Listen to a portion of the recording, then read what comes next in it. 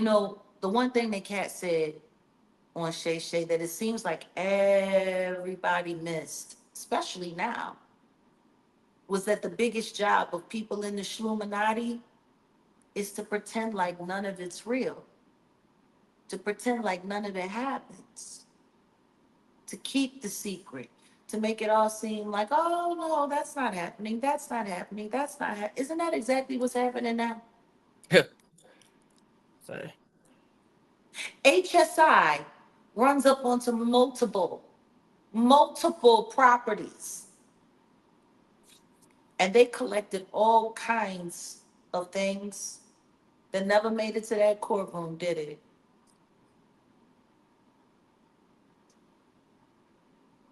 Not one mention of a firearm, not one mention, even though some of the testimony said that he carried firearm. right. The way Kid Cudi's car, the way that whole situation happened, I mean, it was on court document. People were sitting there talking about it, and they still trying to act like that never happened. Capricorn Clark. Like, is everybody forgetting her testimony? I'm just trying to figure it out. Oh, it was all Cassie.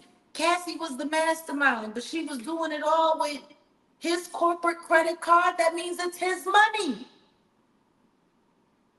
But she the mastermind? Like, come on. And now, because all of that stuff was redacted and because all of that stuff was kept off the record, and for whatever reason, the feds didn't present a lot of stuff that would have made sure that he was gone forever rather than just being gone to November. And it's not going to be November. See, that sentencing is coming. Maybe that's really the problem. Maybe that's why people got so much to say about whistleblowers and truth tellers. Maybe y'all need to find a way to drag us all the way down and to drag us all the way to filthy. You think that that's going to be the thing that springs the diddler um, from the pigeon coop he's being held in. Because I'm going to tell you something right now. After October 3rd, there's going to be a lot of people who's going to be quaking in their boots. There's going to be a lot of knees knocking. Because the longer he has to stay in there, people are going to wonder, how long is it going to be before he turns into his dear old dad and just starts snitching on everybody? Yep. To get out, boy. He gonna get out. He's going to get out? I'm saying if he starts snitching, they'll let I him out. mean, I don't think, I mean, he would have to turn over, at this point in time, he would have to turn over a whole lot. And he's going to do some time because, unlike the Yeah. public, the judge knows exactly what he did. The judge has seen all of the evidence of everything that was kept out, of everything that was redacted, of everything that wasn't presented. Right. Like that, that's the reason why he's still in there. If it was such a clean sweep and if it was such a neat sweep, he would have been got bombed. Right.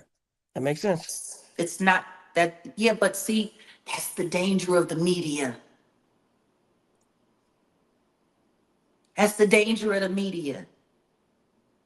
How many bot farms have been put to task to work the algorithm and to work the thumbnails and the storylines of what's really going on? Right. How many? I don't, it's sad. But what I'm gonna say is as far as Cat Williams is concerned, the one thing that seems to be the running theme with this tragedy that's happened to Reggie Carroll's life and his family's life is that y'all really not making it about what happened to him. Y'all really are just making it about how to destroy Cat Williams' credibility so nobody has to believe what he has to say because he's the last of the whistleblowers that y'all haven't really touched up on yet. It's just Right. funny it's all happening around this time. Right. Auspicious timing. And I'm not sitting here saying that the passing of Reggie Carroll was some kind of great conspiracy plot to set up Cat Williams so that they could, devalue him as a whistleblower or whatever the case may be. And whoop de whoop de. I'm not saying that at all. And I don't want to hear anybody even trying to remotely put those words in my mouth. What I'm saying is the one thing that I know for sure is that they will take any opportunity that they have to trash and disgrace and destroy anyone who was brave enough to tell the truth, even this man's passing. Because the truth is, they should just be talking about him. They should be, what's his best joke? Why ain't y'all telling those stories? Y'all just want to talk about what a pit bull and what a dog he was, what an animal he was, and how he had to be pulled in line because he would just go crazy on people and like stop. Y'all ain't doing that man no justice telling that story. Why are y'all telling that story? Like I never understood that. I never understood people who are the victims of heinous crimes or terrible ordeals, and people want to go and find a way to dirty them up after they passed away on the low, do it low key on the light. Like, okay, he was a security guard and he knew how to protect people. That's fine. But for those of us who really didn't know him all like that, and there's a lot of people in America who never heard his name before and did not know who he was. Guess the one thing that they do know now, that he didn't know what to do with himself or his hands from time to time, and people had to help him get himself together because he would just go crazy and that he was the kind of guy that if he loved and cared about you, he would just go run up on somebody even if you weren't there and get you on the phone and let you know that he's got this person cornered and that he's willing to knock their teeth out, and he's willing to do this and he's willing to do that, and you had to tell him no, it's cool. Like, what a story to tell about somebody you called a friend who died in this mysterious way and we still don't know the evidence of it. Does that sound like a good story to tell? I'm just trying to figure it out. Yeah. Yeah, that's yeah, when you say it like that, it doesn't sound like a good story at all.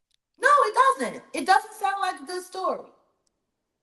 Yeah, that's the kind of friend he was. That's the kind of person he was. He called me on the phone and he had to do right there. He told me he was gonna do this and he was gonna do that. And I had to tell him, no, Richie, chill, let him live. Like,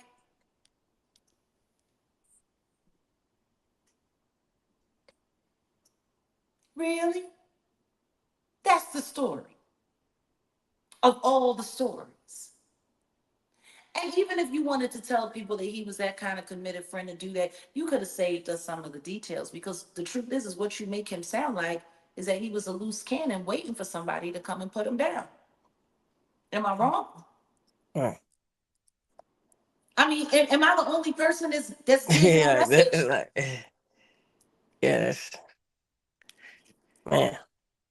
That's how they're making the people that so-called support him, the people that so-called care about him, the people that so-called, think this was so terrible. Y'all are sitting there making this man sound like he was looking for that on the low. Because that was what his character was. Multiple people. I've heard 15 different people say this online about how he wasn't no joke, how he would knock person out, how people had to calm him down, how he was a this and how he was a. It don't sound like y'all want him to get justice. Because I'm going to tell you something right now. If I was that prosecutor and I was listening to all of that, it might change the way I look at some of the evidence. Funny thing is, all y'all running y'all mouth the way y'all running y'all mouth, y'all might actually be doing the person that took his life a favor on a low. Mm. Am I wrong? No, that's right. That's internet today. Real life.